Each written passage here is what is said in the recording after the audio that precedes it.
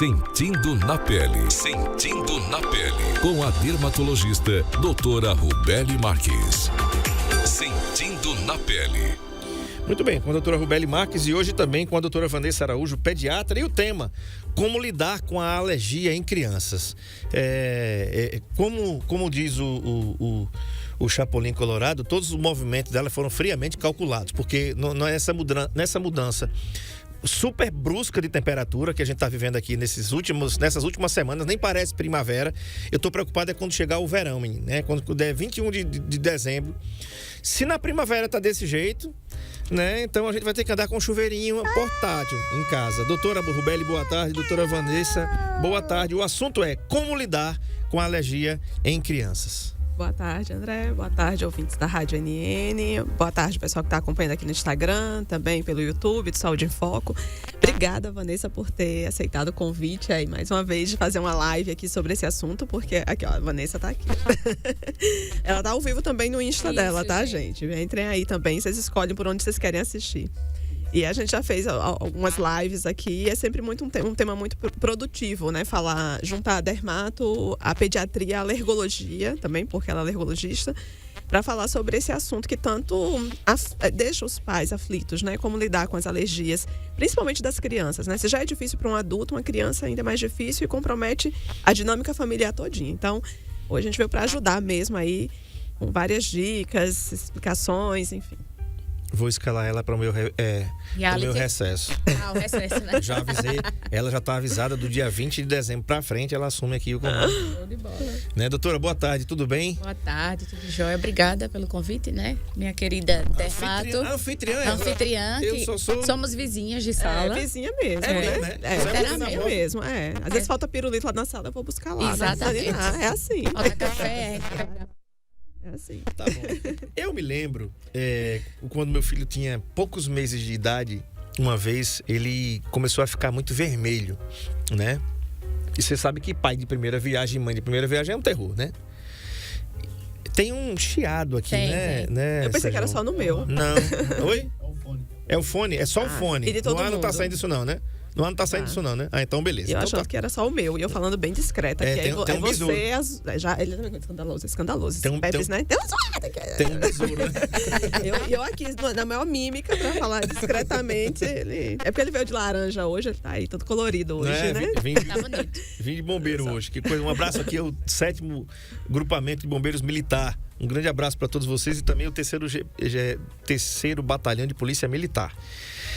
Doutora, aí, quando eu levei o menino lá, na médica, o menino tá ficando vermelho, ele tá com alguma coisa. Chegou lá, a pediatra disse: calma, que isso aqui é dermatite atópica. Então, a primeira pergunta: o que é a dermatite atópica e como ela pode afetar as crianças da mais tenra idade? Porque meu filho tinha questão assim de meses de nascidos. Eu acho que não tinha 6 meses. Okay. Vou começar explicando logo, dando uma noção geral do que é a dermatite atópica. Ela é uma doença inflamatória da pele, onde tem áreas de alergia na pele, onde a pele tem áreas de irritação, principalmente em áreas, por exemplo, de dobras, áreas onde tem uma transpiração maior. E a principal característica da dermatite atópica, além dessas alergias na pele, e a pele ser muito seca, é ter um quadro intenso de coceira. A criança se coça muito. E assim, o que é que causa essa dermatite atópica? A gente não sabe especificamente. A gente sabe que tem vários fatores. Existem predisposição genética, então às vezes tem casos na família de dermatite atópica, às vezes tem casos de outras alergias na família, rinite, bronquite, né, asma. Existe um fator que é um defeito na hidratação natural da pele. Então a pele é uma pele naturalmente ressecada, então por isso mesmo que qualquer coisa irrita, até mesmo o suor. Existem fatores alérgicos no ambiente, que por isso que a Vanessa está aqui para falar das dicas justamente desses fatores que estão associados, né? Não só a alergia da pele em si, mas os fatores que podem ser um gatilho de fora, quer da alimentação, quer do ambiente, e tem a questão do estresse também. Mas mesmo que tudo isso esteja alinhado, a gente sabe que é uma doença imunológica, né? Tem fatores ligados ao sistema imunológico da criança. Então, às vezes, do nada pode vir uma crise, mesmo que esteja tudo certo, mesmo que o ambiente esteja tudo ok, mesmo que esteja hidratando a pele. Então, é uma doença que é mais do que simplesmente passar um hidratante. Às vezes a pessoa fica procurando, né, Vanessa? Eu quero saber qual a comida, o que está causando, e às vezes não é isso. É uma doença muito mais complexa do que simplesmente a gente identificar uma causa específica para ela. No caso dele, foi o suor, né? Ele ficava suado e ficava tudo vermelho. E eu lembro que teve um lugar que eu morava, uma noite, faltou energia. E faltou energia por um longo tempo. E eu passei a noite todinha abanando ele. De meia-noite às 6 da manhã, revezando com a mãe. Né? Quando deu 7 horas da manhã, o braço já estava que não aguentava mais, porque ele não podia suar e a casa não era tão fresquinha assim que a gente pudesse abrir as portas para entrar alguma fresquinha, né? Os sintomas mais comuns da dermatite atópica, doutora, quais são? Além desses que eu citei aqui, ficar vermelho e tal. E no caso do meu filho era o suor, mas pode ter outras causas também. Os principais sintomas são ressecamento muito exagerado da pele, essas áreas de irritação na pele, né, onde fica ressecado, fica áspero.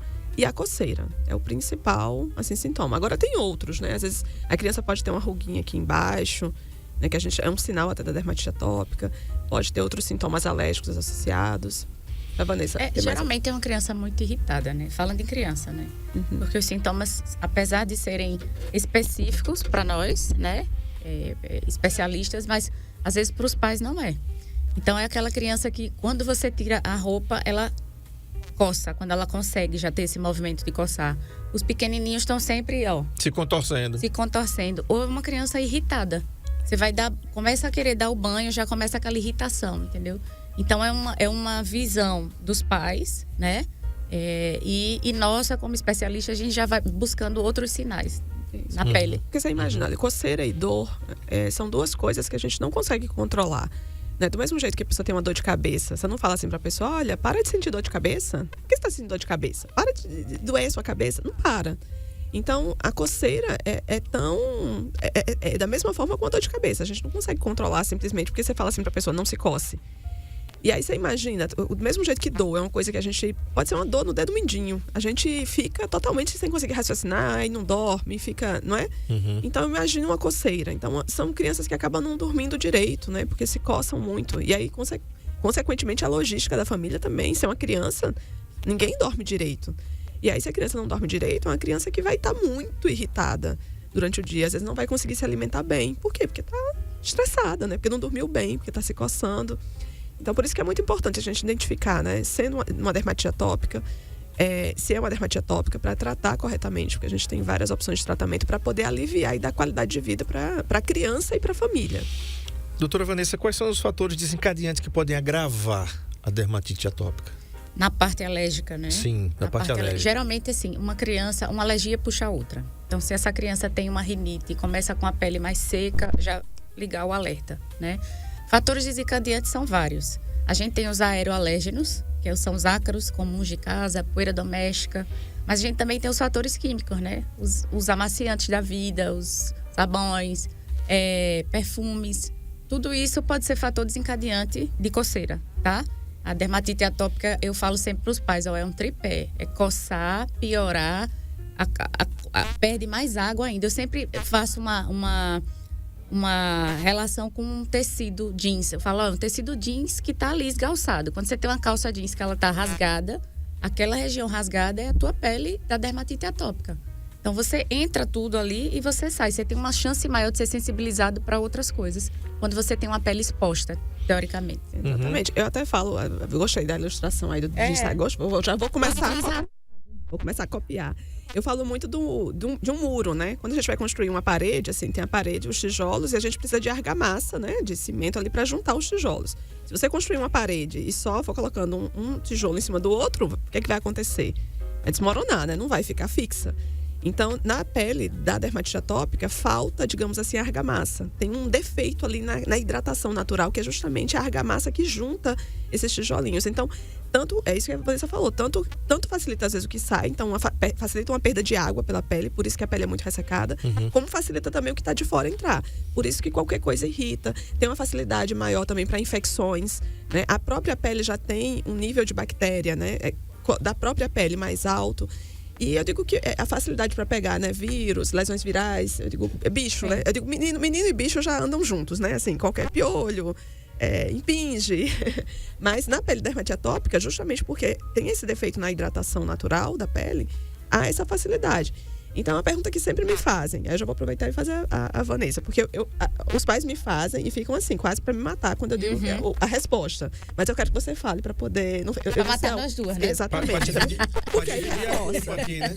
Dividir a culpa aqui. Doutora Vanessa, pode passar perfume na criança? Não pode, gente. Por que não pode? Na cabeça. Só na cabeça, Só não pra pode? ficar cheirosinho. Na roupa.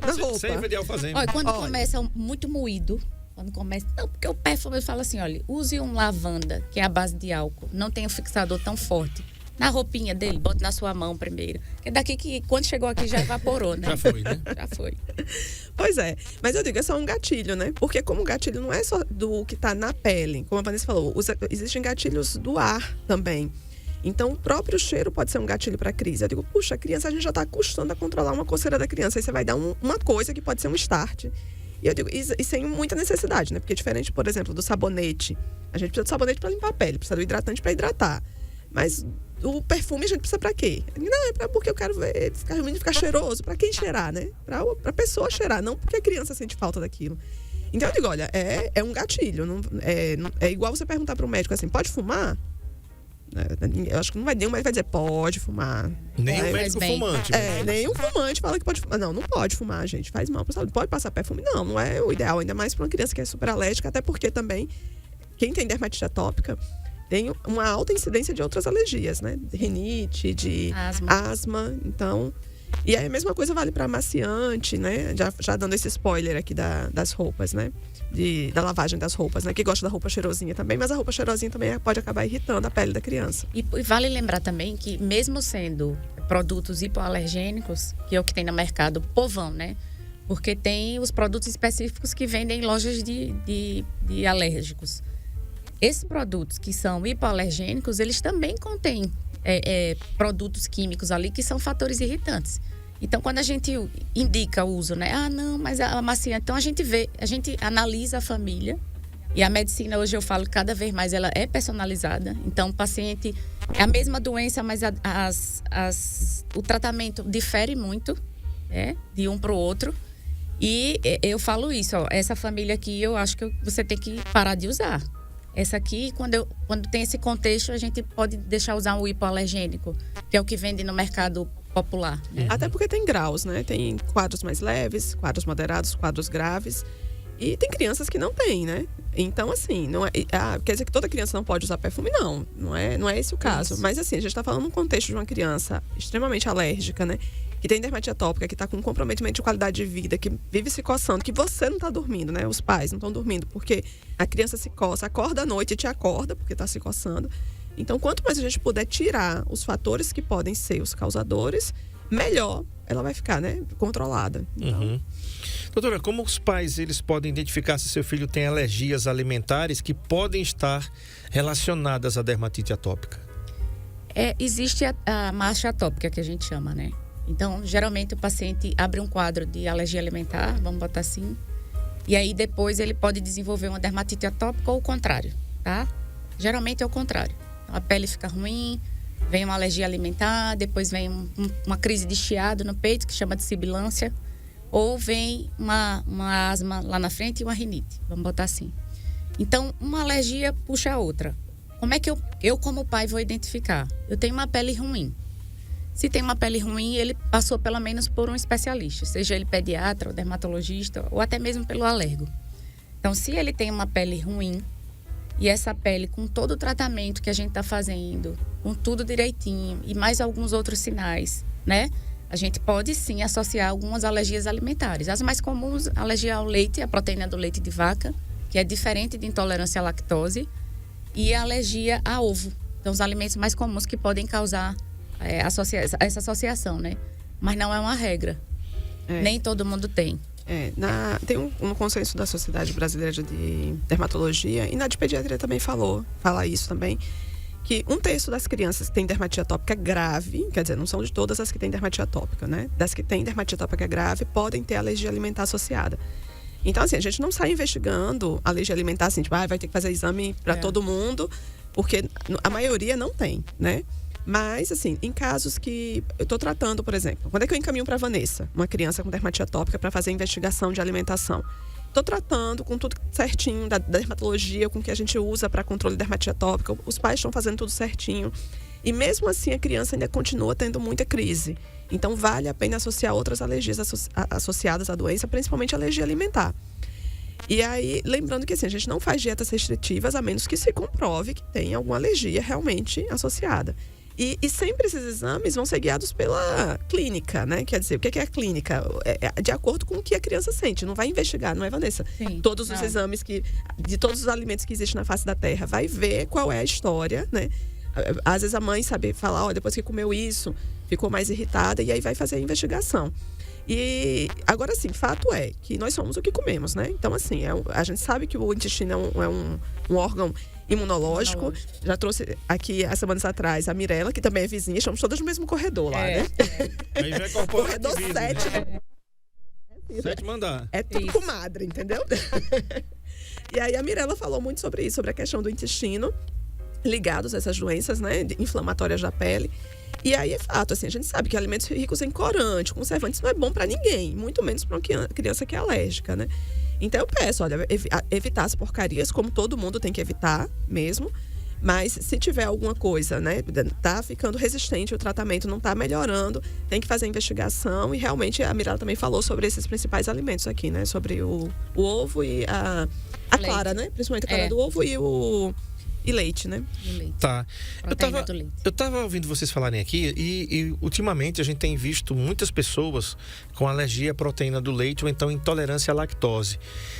Quem está em casa pode estar perguntando, né, agora. Isso também pode acontecer com meu filho novinho, adolescente ou criança, ainda principalmente, doutora, na sua especialidade, que é alergologia e imunologia, se isso também acontece. A APL acontece, a alergia à proteína do leite, e a intolerância à lactose também acomete os pequenos. Está fora do script essa aqui. É uma pergunta boa. E já aproveita e já diferencia Priscila. Vanessa, diga porque tem muita Priscila na minha vida. Priscila e Vanessa tem um bocado, viu? Só tem nome de artista. Não, eu tenho a minha lista de agenda de Priscilas e Vanessas. Assim, Vanessa é um monte. Tenho que botar o sobrenome. Vanessa. Sim, explica aí, Vanessa, que é uma explicação importante. São coisas distintas, né? A alergia à proteína do leite de vaca é uma proteína que contém no leite. São várias proteínas, na verdade. Umas denotam um pouco mais de gravidade, que a doença vai persistir mais um pouquinho. Outras a gente já fica mais tranquila, sabe que até 1 ano de vida a criança pode se curar, né? E a intolerância à lactose é uma intolerância pela falta da enzima dentro do contexto de lactose, que é um açúcar que contém no leite. Então a pessoa não tem a enzima e tem essa dificuldade de degradar esse açúcar que contém no leite. Não é a proteína do leite. A proteína do leite você não consegue retirar do leite, a menos que você faça fórmulas especiais, né? Existem as fórmulas especiais que você consegue quebrar essas proteínas e aí, dependendo do cliente, né? Você consegue ofertar essa proteína de forma distinta. Mas é diferente. A intolerância à lactose, quem cuida é o gastro, tá, gente? Não vão para mim por intolerância à lactose.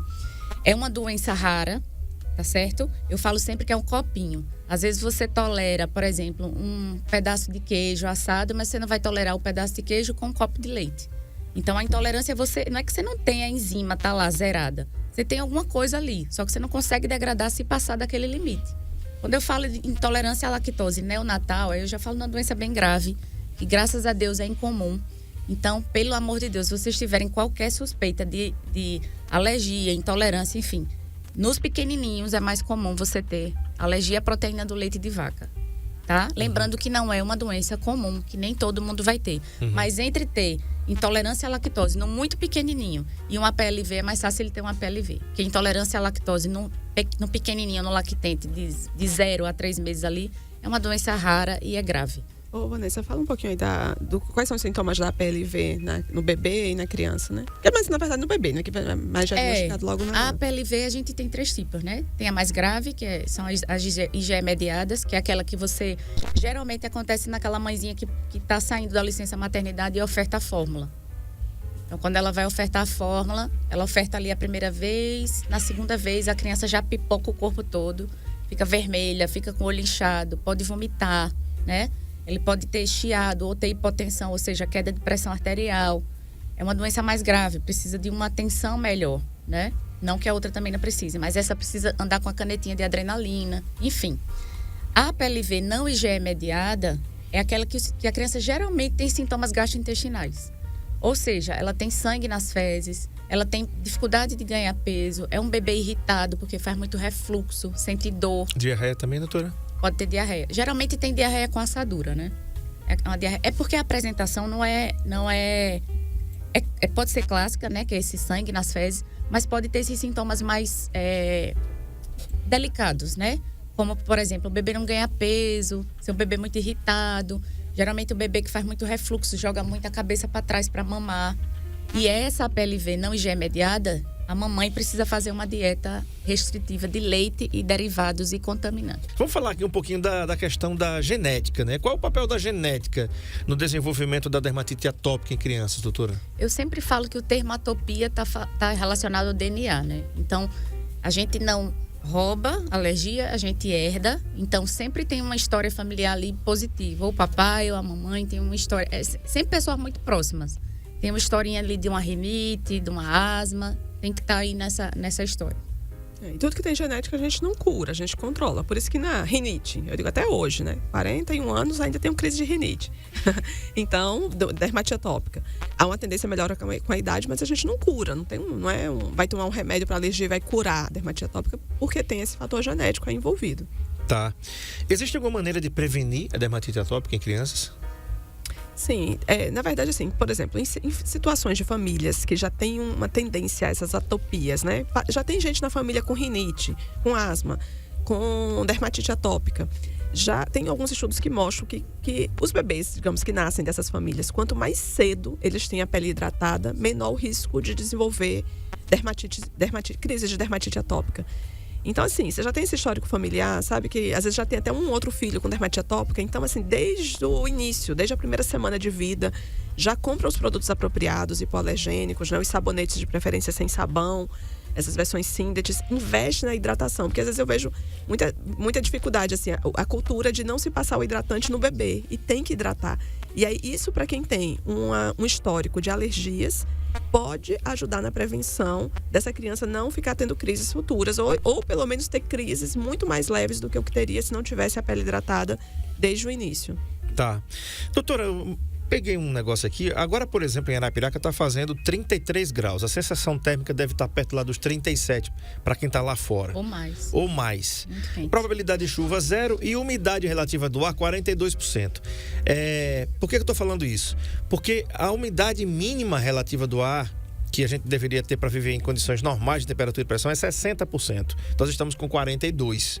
Estamos um pouquinho abaixo, 18% abaixo aí dos 60%. O que é que acontece? Quem tem dermatite atópica no verão, a gente está na primavera, mas para a gente é só calor mesmo, né? Uhum. Então, quando você chega e diz assim, olha, ele tem problema com o suor. E nós, leigos, o que é que a gente vai fazer? Dar banho no menino, né? Ótimo. Piscou, olhou para ele ali e está dando banho no menino. Pergunta. Isso resolve, isso ajuda. E como é que deve ser esse banho? Porque, por exemplo, tá um forno lá fora e mergulhar uma criança numa temperatura também, numa caixa que tá lá gelada, como é que deve ser esse banho? Então o banho vai ter que ser rápido, morno, né? Temperatura do corpo. Então aquele banho que a gente fala quebradinho, né? Não pode ser banho frio, porque lembre que a criança tem uma falha na hidratação natural da pele, tem uma absorção maior ou menor, tem alterações ali para regulação de temperatura. Então por isso que o banho tem que ser o quebradinho, o banho morno. E rápido, sem bucha. O banho pode ser 50 banhos por dia, com exagero e tudo, né? Com água. Mas sabonete, no máximo, 2 vezes ao dia. Pode assim, fez cocô, vai lavar o bumbum, mas dá banho na pele toda com sabonete 1 ou 2 vezes. Agora, banho com água, a criança vai até se sentir bem, porque vai refrescar, né? E aí, se possível, tomou banho a cada banho, enxuga delicadamente a criança, deixa a pele ainda um pouquinho úmida e já passa logo o hidratante. Uhum. Tá. Como a dermatite atópica, doutora, pode afetar a vida das crianças e dos seus familiares? Às vezes, eu digo quase sempre, quando essa criança vai crescendo e essa pele não vai melhorando e é uma crise atrás da outra, gera muita ansiedade, né? E não só nela, acho que principalmente na família. Sim. E a dermatite atópica é isso. Se você coça, você fica dependente dessa coceira, você piora. Então, o tratamento muitas vezes é multidisciplinar.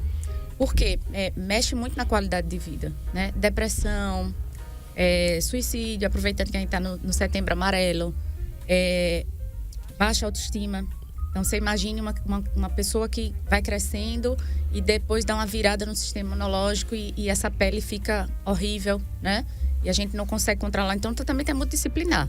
Dermato, às vezes psiquiatra, psicólogo, família, controle ambiental, que é importante. É tudo isso. Que mexe muito com a qualidade de vida da pessoa. Uhum. Alergologista, nutricionista, é uma galera. Às vezes a pessoa quer, né, a pomada que resolva, mas não é a pomada que resolve. Vai entrar aí um arsenal de coisas para a gente poder conseguir controlar a doença. E o impacto é enorme mesmo, porque você imagina assim, primeiro com uma criança que só vive coçando, como eu falei, né, não dorme direito, não vai comer direito, vai ficar irritada, então o crescimento fica prejudicado. Um adolescente que se coça muito, né, e fica com a pele toda irritada, às vezes não quer ir para uma praia, não quer colocar um biquíni, não quer colocar vestir um short, né, mostrar as pernas.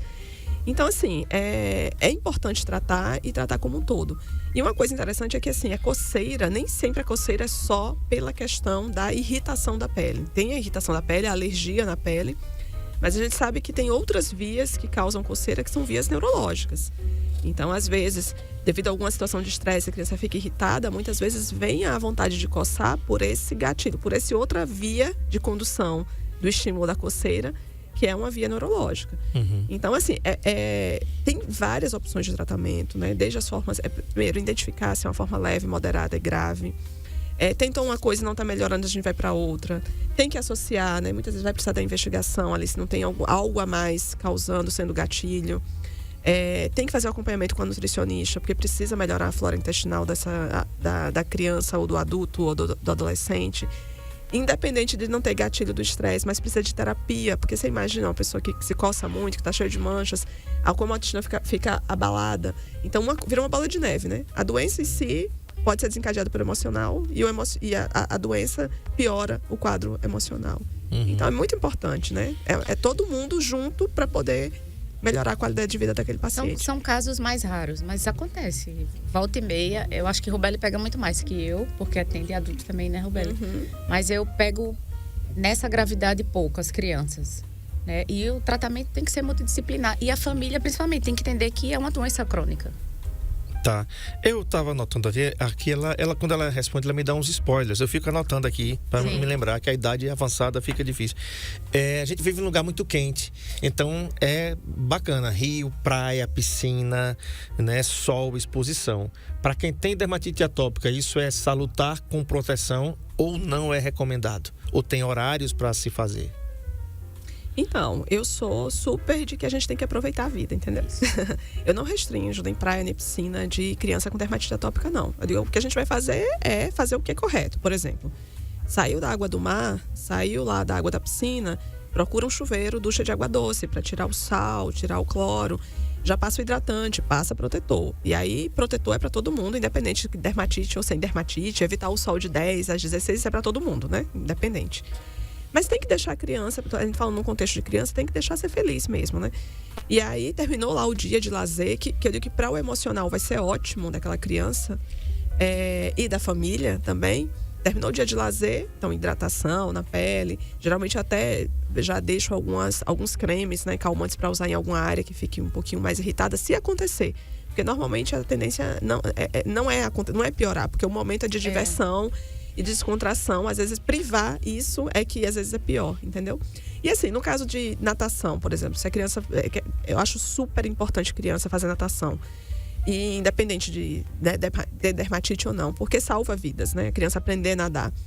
Então, aí você opta, por exemplo, a gente tem escola de natação hoje que a piscina não é tratada com cloro, né? Quer dizer, tem um pouco de cloro, mas é menos. Tem tratamento com ozônio, então leva bem menos cloro, então irrita bem menos a pele. Então coloca a sua criança, né? Quer colocar para fazer natação, né? Que deve. Então procura um espaço desse, uma escola de natação como essa que tenha, né? Que não seja tratado só com cloro, que seja tratado com ozônio, que a temperatura da água seja morninha, para não irritar muito a pele, né? Porque às vezes você entra numa piscina de água gelada, eu já fiz natação em piscina de água gelada por Cristo, né? Ninguém merece, né? Não. Então, água morninha é muito bom. Então, não privo, não. Uma pessoa perguntou aqui, aí você me deu outro spoiler aqui, uma pessoa perguntou sobre animais. Se criança com dermatite pode ter animais. Essa eu vou perguntar para a Vanessa, que eu tenho certeza que perguntam para ela. Pode, gente, pode ter sim. Tá? Eu também digo, gente, porque é outra coisa que também às vezes pode trazer um benefício tão grande para o emocional da criança, ter um bichinho de estimação. qual é o cuidado que você vai ter? Às vezes não pegar o animal mais peludo da face da galáxia, né? Às vezes aquele super solta pelo, tem Porque várias o raças. problema dos animais, na verdade, o gato é na saliva. Ele tem o que mais se tem alergia é a saliva que tem. E o cachorro é a caspa que fica no pelinho dele. Então, o fato dele se coçar ali, você varrer a casa, né? Você acaba levantando essa caspa, essa poeira que serve de alimento para ácaro. Então, é muito assim, você tem dermatite atópica, mas você não é sensibilizado a pelo de cão e gato, por exemplo. Entendi. Então, não faz sentido privar, né? Doutora, quais são as principais diferenças entre alergias sazonais e alergias alimentares em crianças com dermatite atópica? Eita! Sazonais, por exemplo, no inverno, se essa criança tiver maior sensibilidade, ela tem dermatite atópica, certo? E ela tem uma sensibilização, por exemplo, a ácaros. Ela vai piorar, tá? Pode piorar porque lembra da pele que é um jeans esgalçado, ela tem mais contato com esse ácaro, ela vai piorar. Uhum. Se for uma alergia se for uma alergia alimentar associado à dermatite atópica, ela só vai ter piora da dermatite atópica se ela entrar em contato com o alimento. Uhum. Independe de ser do tempo ou não. Tá. E falando nisso, como é que deve ser a limpeza do quarto das crianças para isso daí, com alergias? Né? Criança alérgica com história de alergia de dermatite atópica ou alergia no contexto geral? Contexto geral. Então, eu sempre oriento não varrer casa, passar pano úmido ou usar aspirador de pó. Lembrando que o aspirador tem que ter o filtro EPA, porque senão não faz sentido, tá? Quanto menos produto químico, melhor. Ar-condicionado sempre acima de 21 graus, né? Você pode até usar o umidificador. Agora a gente tá com baixa umidade, não é isso? Uhum. Então a gente pode usar o umidificador de ar ali 2, 3 horas, não pode ser a noite toda, tá? Outra coisa importante, os produtos químicos na roupa de cama, porque às vezes tira da roupa da criança, mas não tira da roupa que a criança dorme ali 8, 10 horas na cama. Lançar a mão de capas antialérgicas ou acaricidas que vocês conseguem comprar na internet e borrifar na cama da criança. Brinquedo. Ô, Vanessa, onde é que compra esses acaricidas? Fiquei curiosa. Agora, na Magazine Luiza, em todos essas internet no geral. Mas não é lisoforme. Não, eu posso falar a marca? Pode, menina. Alergoshop, o nome da... eu conheço. Do acaricida, o acaricida deles é muito bom. Spray. É um spray. Acho que é 500 ml, 60 e poucos reais. Você aplica a cada 15 dias. Legal. Aqui em Arapiraca tem uma empresa que vende um produto... Se não me engano, é Shield, é brush. Você bota no ar-condicionado. Uhum. Aí você faz a cada 15 dias e liga o ar-condicionado 10 minutos. Aí ele é fungicida e acaricida também. Mas é pro ambiente. Não é pra essa parte de colchão e travesseiro. Entendi.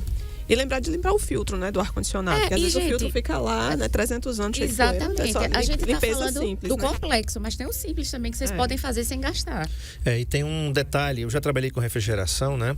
E não é só limpar o filtro, tá, gente? Existe ali uma coisa, a parte interna, onde fica o quarto, tá? Tem uma parte ali que a evaporadora fica do lado de fora e a evaporadora fica do lado de dentro e a condensadora fica do lado de fora, tá? Resumindo, é o seguinte, quando você tinha aquele ar-condicionado de caixa, você tinha que tirar aquilo ali, desmontar tudo e fazer a manutenção, porque fica aquele negócio, parece um radiador de carro. Todo o ar-condicionado tem isso ali, né? É importante você fazer, pelo menos, dependendo de onde você mora, se tem muita exposição à poeira e tudo, é você chamar um técnico para fazer a manutenção. Ele vai desmontar a parte interna e vai realmente fazer uma limpeza com aquela, você tem ideia, com aquele negócio de lavar carro, aquelas maquininhas. Um jato contínuo. E acredite, né? Eu já cheguei a fazer manutenções e tinha lodo, doutora, lodo dentro do ar-condicionado. Você imagina aquilo ali girando e jogando tudo para dentro. Sim. Né? Então, para um alérgico, aquilo ali deve ser a treva, como você diz aí. E é gatilho, né? Não tem jeito. Gatilho às vezes você lança a mão, medicação, comprei tudo, remédio caríssimo, não sei o quê. O Corélio tá falando aí do filtro, né? Aí tá o filtro, mas aquela parte interna ali, parece um radiador de carro, e aqui tudo ali é removido, ele tira, recolhe o gás, para não perder o gás, leva para uma área externa e limpa aquilo ali. E o que tem de lama ali, dependendo do seu uso, quando você tá numa casa... Você tá na sua casa, tem uma construção do lado, doutora. Aí você assim, nossa, mas eu não sou porca. Não tô dizendo isso. Tô dizendo que alguém que tá do seu lado tá colocando Pelo menos a cada 6 meses tem que fazer essa limpeza geral. E assim, não adianta tratar alergia se você não tiver um controle ambiental. Controle ambiental é 50% do tratamento, até mais.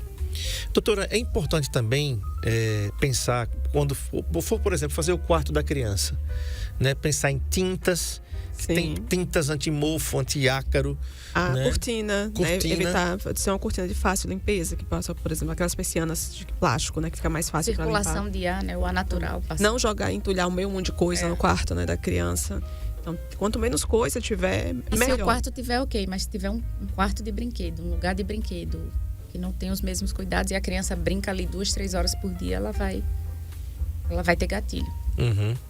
Então, resumindo a ópera, é o seguinte: é preciso cuidar, é preciso se prevenir, é possível fazer tudo isso, né? E sempre com a ajuda de profissionais, como a gente fala aqui, né? Não ache, não medique, porque às vezes a gente vive numa situação tão difícil hoje que você até é um desperdício você comprar um medicamento, né, sem indicação médica, porque, como já falo aqui, nós somos leigos, né? Então você pode perder dinheiro. E ninguém tá para perder dinheiro. E no caso da dermatite atópica, né, a gente tem um avanço muito grande na medicina com relação às medicações que podem ser utilizadas para controlar essa doença, né? Então, assim, a gente está falando aqui do básico, que é o que todo paciente alérgico tem que fazer, desde do cuidado com o banho, com a hidratação da pele, com o cuidado com o ambiente, da alimentação. Então, falamos assim, tipo o beabá. Mas aí entra, né, o dermato, o pediatra, o alergologista. A gente entra no tratamento em si, com as medicações.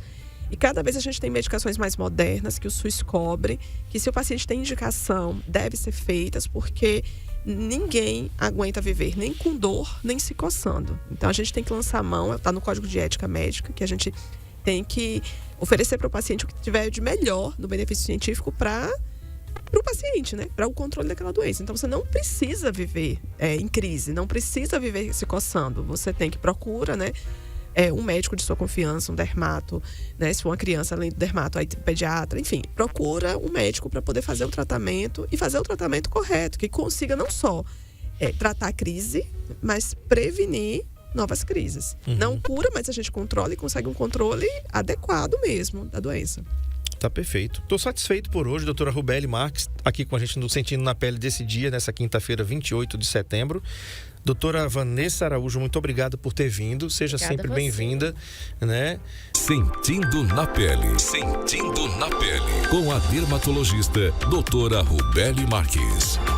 Sentindo na Pele.